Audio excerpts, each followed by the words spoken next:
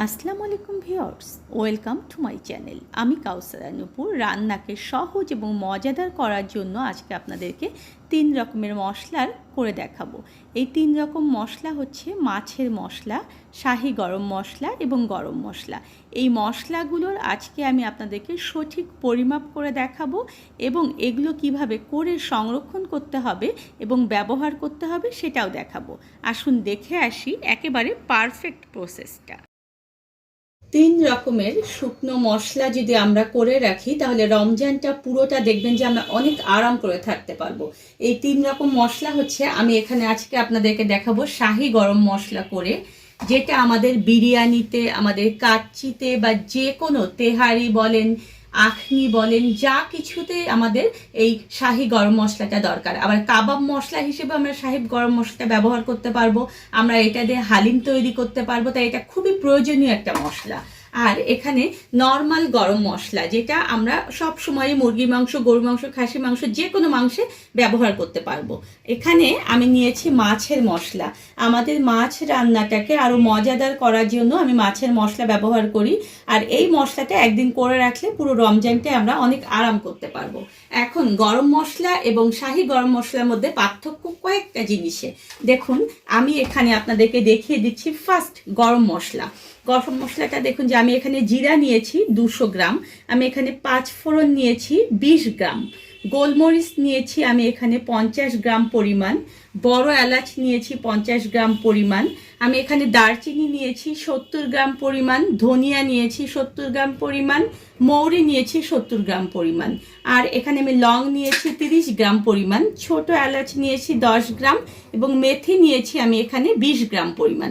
কয়েকটা দেখুন যে আমি এখানে বড় বড় দেখুন যে তেজপাতা নিয়েছি। আর এখানে আমি নিয়েছি দেখুন যে 8 থেকে 10টা শুকনা মরিচ। এটা গেল আমার হচ্ছে নর্মাল গরম মশলা। এখন শাহি গরম মশলার ব্যাপারে আসি। এখানে আমি নর্মাল গরম মশলার মধ্যে যতটুকু নিয়েছি তাই নিয়েছি, শুধু এখানে বাড়তি যাবে দুটো দেখুন যে জায়ফল, আমি এখানে 5 গ্রাম নিয়েছি জয়ত্রী, এখানে আমি দেখুন যে 5 গ্রাম নিয়েছি হচ্ছে স্টার এলাচ। স্টার এলাচটা কিন্তু একটু পরিমাণে কম নিতে হবে। 50 গ্রাম এখানে আমি শাহি জিরা ব্যবহার করেছি, আর এখানে 50 গ্রাম আমি পোস্ত ব্যবহার করেছি। এই পোস্ত এবং শাহি জিরা এবং স্টার এলাচ, জয়ফল, জয়ত্রী এগুলো হচ্ছে শাহি গরম মশলার বিশেষত্ব, মানে এগুলো দিয়ে শাহি গরম মশলা করতে হবে। আর মাছের মশলার মধ্যে দেখুন যে আমি এখানে 200 গ্রাম নিয়েছি জিরা, আমি এখানে 100 গ্রাম নিয়েছি গোলমরিচ, 50 গ্রাম নিয়েছি মৌরি বা যেখানে মিষ্টি জিরা যেটাকে বলা হয়, আমি এখানে রাঁধুনি নিয়েছি 50 গ্রাম পরিমাণ, আর 20 গ্রাম পরিমাণ নিয়েছি এখানে দেখুন যে ধনিয়া, কয়েকটা এখানে শুকনো মরিচ নিয়েছি এবং কয়েকটা দেখুন যে আমি এখানে তেজপাতা নিয়েছি। এখন এই সব মশলাগুলো আমি কিন্তু অল্প আঁচে ভাজবো এবং মশলা ভাজার নিয়মটাও আমি বলে দিচ্ছি।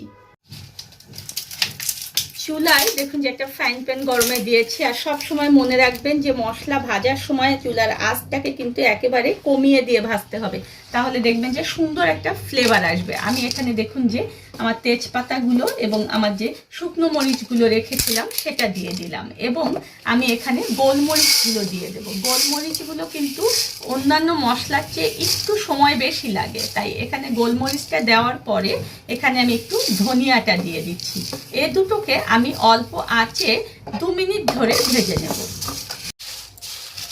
2 মিনিট দেখুন যে আমি এটাকে ভেজে নিয়েছি। এখন আমার অন্যান্য যে মশলাগুলো রয়েছে, জিরা এবং যে মৌরি আমি এখানে নিয়েছিলাম, সেই মৌরিটা আমি কিন্তু এখানে এখন পর্যন্ত রাঁধুনি দিলাম না, কারণ রাঁধুনি অনেক ছোট জাতের একটা মশলা, ওটা যদি আমি এগুলোর সঙ্গে ভাজি তাহলে ওগুলো একদম পুড়ে যাবে আর তিতা হয়ে যাবে, তাই এগুলোকেও আবার আমি 3 মিনিট ধরে অল্প আঁচে ভাজবো। এরকম দেখুন যে সুন্দর একটা সাউন্ড আসছে, দেখেছেন?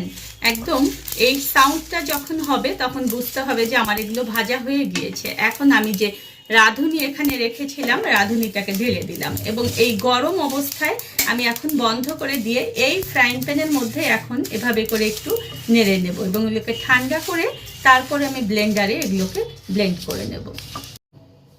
মাছের মশলাগুলো নামিয়ে রেখে আমি ওগুলোকে ঠান্ডা হতে দিয়েছি। আর এখন আমি ফ্রাইং প্যানে দিয়ে দিচ্ছি ফার্স্ট আমার যে বড় এলাচ বা কালো এলাচ যেটাকে বলে সেটা, এটার পরে আমি এর মধ্যে দিয়ে দেব দারচিনি। দারচিনিগুলো কিন্তু একটু ভাজতে টাইম লাগে, তাই এগুলো বড় এলাচির সঙ্গে আপনারা দিয়ে দেবেন। আর এখানে দিয়ে দেব আমি তেজপাতা। শুকনো মরিচগুলো ঠিক এই অবস্থায় দেখুন যে আমি দিয়ে দিচ্ছি। আর আমার ধনিয়াগুলো যে রেখেছি সেই ধনিয়াগুলো দিয়ে দিচ্ছি। এখন এগুলোকে সেই আগের মতোই অল্প আঁচে আমি 2 মিনিট ধরে একটু ভেজে নেব। 2 মিনিট ভেজে নেওয়ার পর আমার যা যা কিছু আর রয়েছে সব আমি এখন একবারে এর মধ্যে দিয়ে দিচ্ছি। আর এই যে গরম মশলাটা, এটা কিন্তু আমাদের যদি না ভাজি আমরা, যদি এটাকে আমাদের রোদে শুকিয়ে একেবারে গুঁড়ো করার ব্যবস্থা থাকে সেখানেও কিন্তু হবে, কিন্তু যেহেতু আমাদের রোদের ব্যবস্থা একদম নেই, তাই এটাকে জাস্ট অল্প আছে আমরা আবার 3 মিনিট ধরে একটু ভেজে নেব। দেখুন এই মশলাটা থেকেও কিন্তু একটা সাউন্ড আসছে। এই সাউন্ডটা যখন হয়ে যাবে তখনই বুঝতে হবে যে আমার এটা ভাজা বন্ধ করে দিতে হবে, কারণ বেশিক্ষণ যদি আমরা এটা ভেজে নেই তাহলে এটা কালার কালচে হয়ে যাবে, তখন তরকারি কালারটাও কিন্তু আমাদের নষ্ট হয়ে যাবে। তাই এই অবস্থায় এটাকে আমরা ঢেলে একটু ঠান্ডা করে তারপরে গুঁড়া করব। এখন আমরা ভাজবো হচ্ছে শাহি গরম মশলা।